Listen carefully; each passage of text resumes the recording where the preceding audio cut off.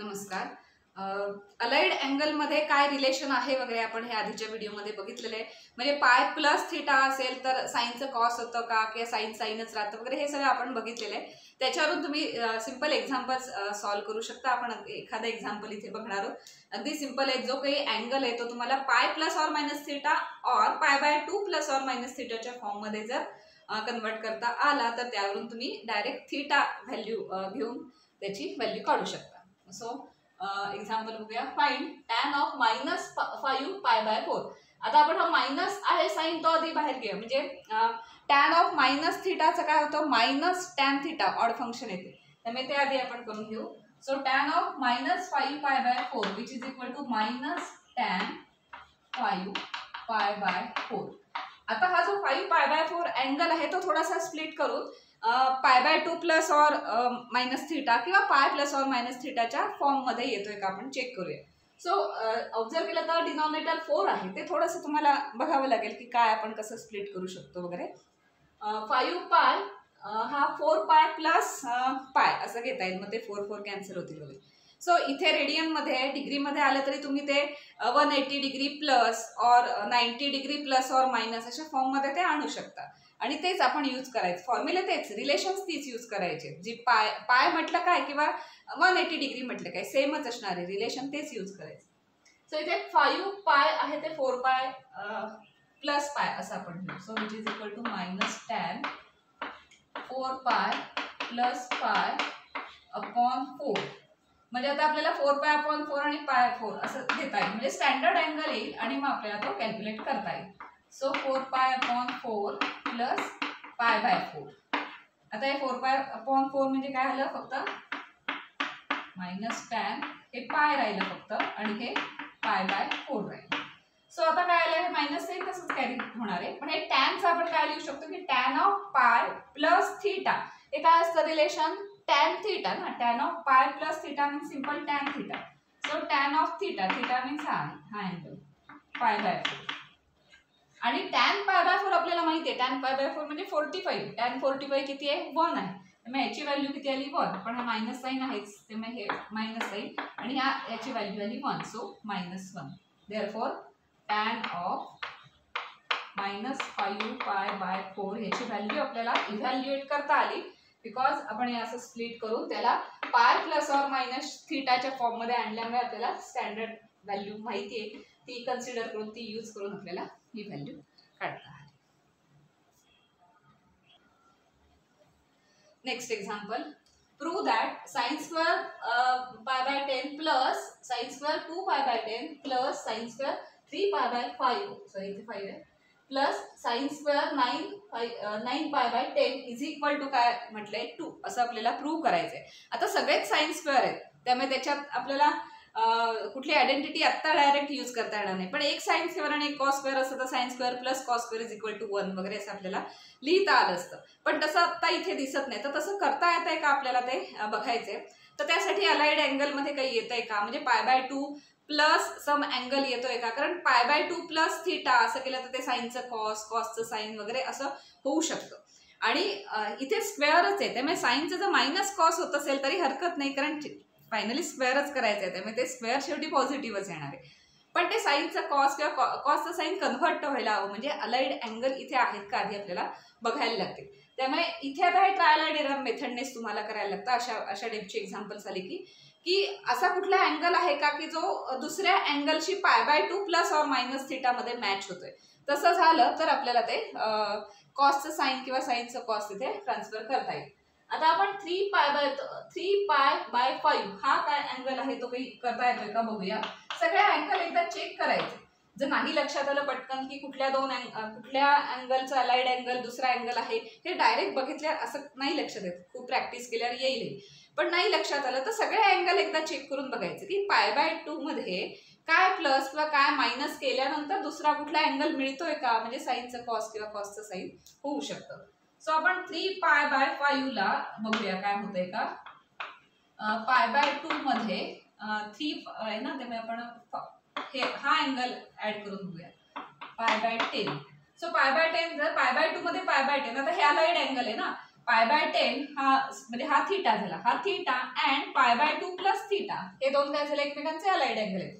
त्यामुळे त्याचं साईनचं कॉस होतं का कॉसचं साईन होतं वगैरे हे सगळे रिलेशन्स माहिती आहेत आता आपल्याला. So π/2 plus π/10 is equal to काय असणार आहे, इथे 10 आहे इथे 2 आहे म्हणजे ह्याला 5 ने मल्टिप्लाय करायला लागेल. सो पाय प्लस सॉरी ह्याला 5 ने मल्टिप्लाय करायला लागेल 5 पाय प्लस पाय अपॉन 10 सेम झाला ना, डिनॉमिनेटर सेम करायचं. So which is equal to किती आलं 6 pi upon 10 which is equal to 3 pi upon 5. म्हणजे कोणत्या अँगल कोणत्या अलाइड अँगल आहेत ते आपल्या लक्षात आलंय की π/2 प्लस 10 π/10 असं केलं तर आपल्याला काय मिळतं 3π/5. म्हणजेच ह्या अँगलचा स्क्वेअर केला किंवा ह्या अँगलचा स्क्वेअर केला दोन्ही सेमच आहेत ना. इथे काय मिळालं आपल्याला हा अँगल हा सेम टू सेम हा अँगल आहे हे आपण इथे आता बघितलं. म्हणजे ह्या अँगल ऐवजी तो अँगल लिहिला तरी चालेल.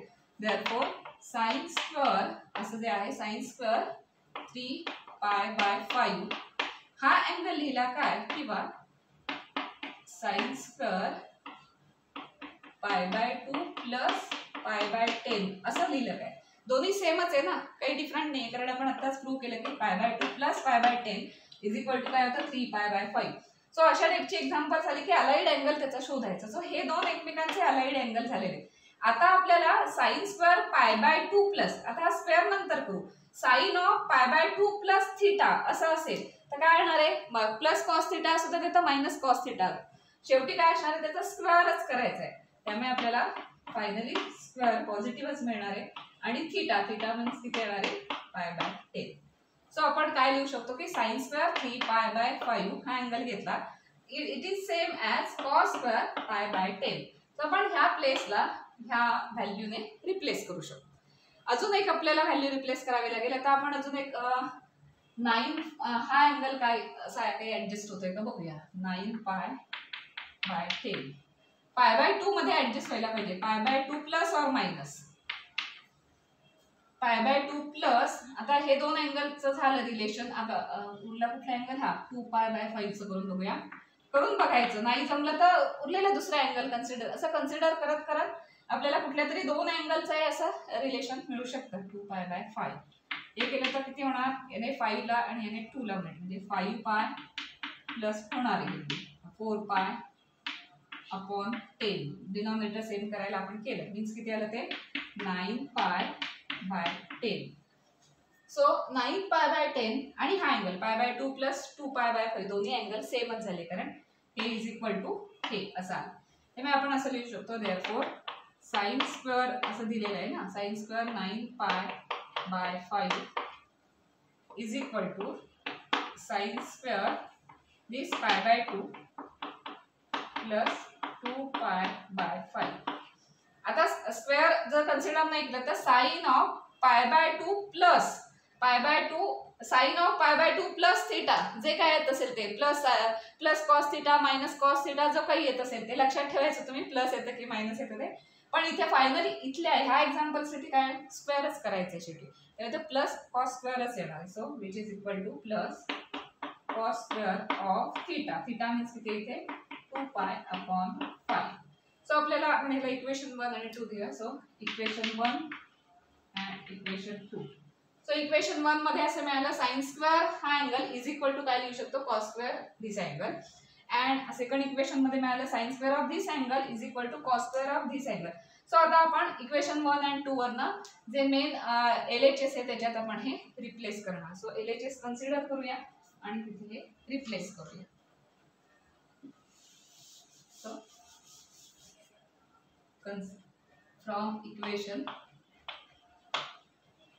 1 and 2 we can write LHS is equal to LHS मध्ये ते साइन स्क्वेअर π/10 तसं त्यासाठी आपण काही केलेलं नाही वेगळं साइन स्क्वेअर 2π/5 ते पण तसंच प्लस साइन स्क्वेअर 3π/5 च्या इथे काय येणार इक्वेशन 1 मध्ये cos स्क्वेअर π/10 cos स्क्वेअर π/10 हे आणण्यासाठीच आपण ते अलाइड अँगल वगैरे सगळे यूज केले.